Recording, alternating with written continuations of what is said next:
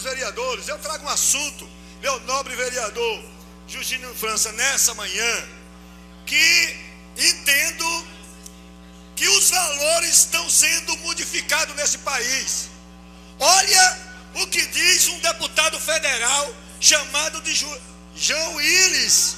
Esse deputado faz uma lei, bota um projeto de lei lá no Congresso Nacional, na Câmara Federal, para retirar da Bíblia os textos que ele diz que se considera homofóbico.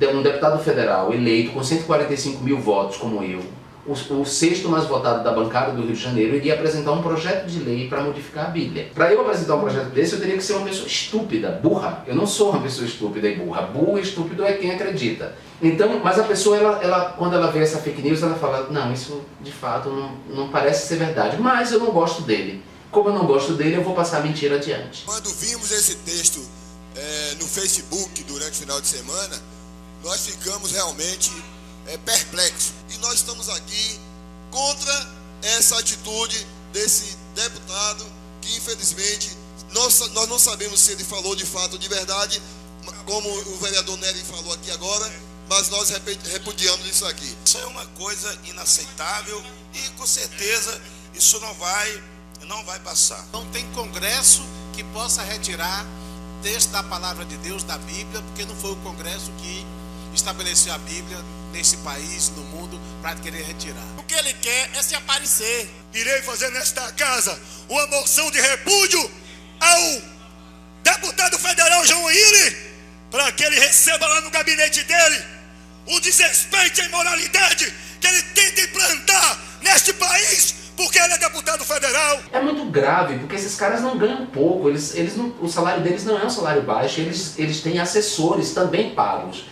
Se eles são burros, estúpidos e não conseguem distinguir entre o que é uma fake news e o que não é, os assessores deveriam ter esse trabalho de ir lá buscar em outras fontes. Essa notícia está em todos os sites das redes sociais. Nas redes sociais está lá muito estampado, pode buscar, está aí, para quem quiser. Eu acho que não tiraram, a menos que ele mandou tirar. Que ninguém ia usar de má fé com um deputado para jogar nas redes sociais uma questão dessa natureza. De todos aquilo que eu encontrei, que li nas redes sociais, eu entendo que é mais verdade que uma inverdade. São verdades a partir do momento que eles se colocam. É o grande problema da pós-verdade hoje em dia, né? Na internet as pessoas até criaram um bordão. Se está na internet, é verdade.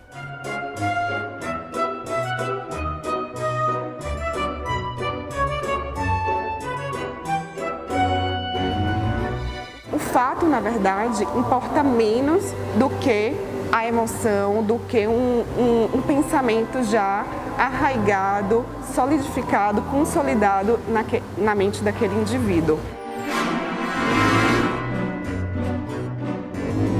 Vocês já sabem por que eu os convidei aqui hoje. Sendo assim, dispenso apresentações. Nós viemos aqui hoje formar o conteúdo do nosso site de notícias, o jornal Amanhã. Alguém aqui tem alguma sugestão de pauta? Só uma duvidazinha. Por que jornal Amanhã? Ora, porque os jornais tradicionais só contam aquilo que aconteceu no dia anterior. Isso tudo a gente já sabe pela internet. Nosso portal de informações ou notícias contam aquilo que ainda não aconteceu, o que poderia ter acontecido. Uau, bem premonitório. Mas quem vai querer ler o que a gente escreve? Nosso leitor almeja a lei e a ordem, mas também adora fofocas e revelações em várias formas de desordem. O nosso leitor não lê muito, mas adora opinar.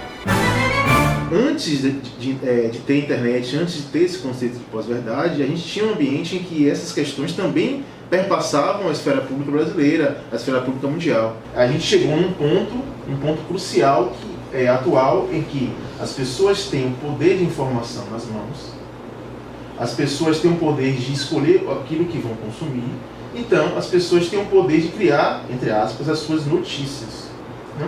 E claro, como as pessoas não têm, ou outras instituições, que não o jornalismo, não têm essa responsabilidade de ser verdadeira, não têm a responsabilidade de ter a ética jornalística, logo elas têm o poder de informação na mão e podem difundir difundir a informação que elas bem entenderem. Mas o jornalismo ele deve manter o pé firme no chão e lutar pelos seus próprios ideais, por aquilo que sempre construiu ele enquanto campo profissional, que é a ética, a objetividade, trabalhar com verdade, veracidade, por aí vai.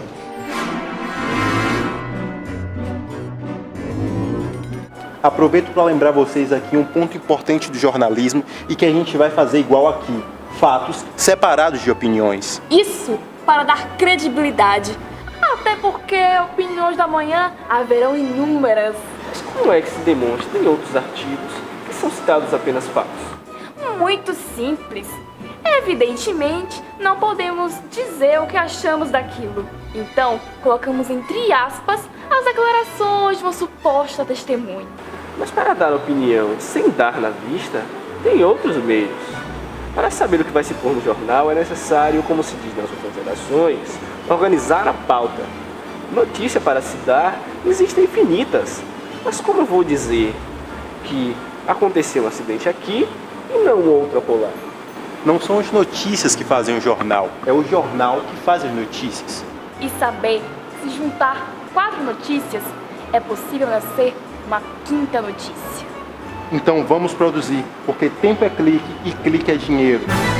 Então existe a motivação financeira, ou seja, pessoas que propagam fake news com uma expectativa de um retorno monetário mesmo, ou seja, que aquele link que é divulgado nas redes sociais sirvam de isca mesmo para gerar um retorno monetário para a pessoa, e aí são casos, né, de pessoas que conseguem captar um volume muito grande, inclusive direcionar o conteúdo das fake news para o tipo de... para gerar mais cliques, para gerar mais engajamento e para viralizar de forma mais rápida na rede. A forma que se encontrou de se monetizar o jornalismo na internet, com a queda das assinaturas, né, o primeiro movimento foi de caçar, conseguir a rentabilidade por anúncio, por clique, né? E aí isso gerou incentivo, toda uma linguagem de manchetes para atrair clique, então que às vezes falam, não mente, mas exagera, ou coloca a informação incompleta. Então, como a gente sabe, tem muita gente que lê só o título, não lê a matéria, então isso gera desinformação. E eu acho que essa forma de se fazer manchete acabou sendo também apropriada por pessoas que também começaram a perceber que também podiam ganhar dinheiro, né? E tem outra motivação, que é a motivação já ideológica. Então, assim, pessoas, grupos políticos, coletivos, que produzem, que propagam fake news com o objetivo de poluir o debate político, de influenciar a percepção dos sujeitos ali conectados, e isso impactar, na verdade, a qualidade do debate político, a qualidade da formação da opinião pública. Quem observa uma realidade e relata, também cria essa mesma realidade. Então, essa potencialidade de que a fabulação, a ficcionalização está presente em grande parte dos discursos, traz uma nova postura ética para a prática jornalística, e isso reconfigura o papel do discurso jornalístico na contemporaneidade. Para conferir verdade ou notícia, o jornalismo segue diversos parâmetros, né? A gente segue parâmetros de ouvir fontes que trazem para a população o contraditório, né? A forma como o texto é escrito leva veracidade àquelas informações. Então, o texto jornalístico ele não basta apenas trabalhar com a verdade, ele precisa trabalhar com a veracidade, ou seja, as pessoas precisam entender que aquela informação é verdadeira.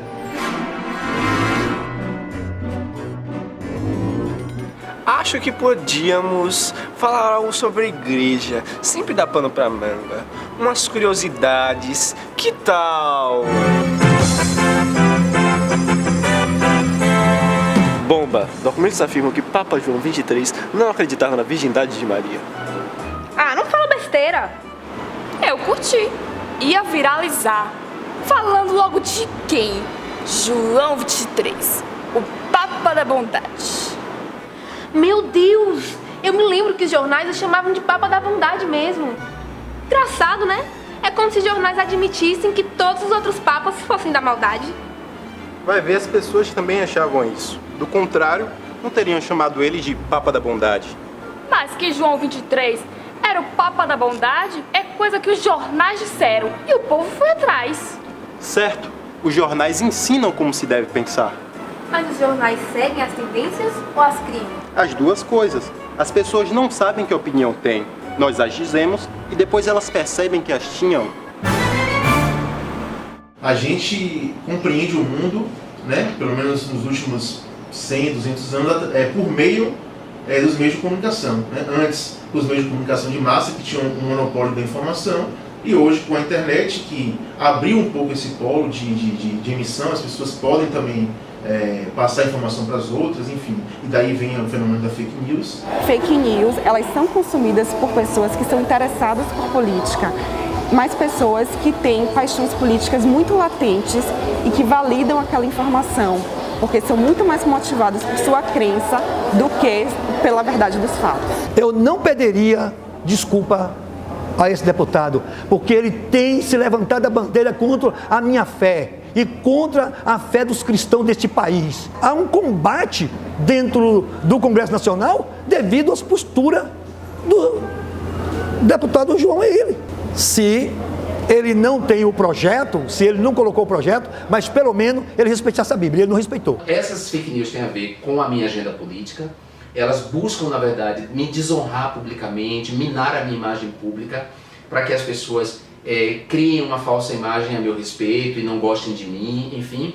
E essa atuação, que é muito bem articulada e financiada por grupos políticos, né, grupos ligados a igrejas evangélicas neopentecostais, grupos fascistas, gabinetes aqui da Câmara da Câmara de Deputados, né, mandatos de deputados estão financiando também essas mentiras, essas calúnias.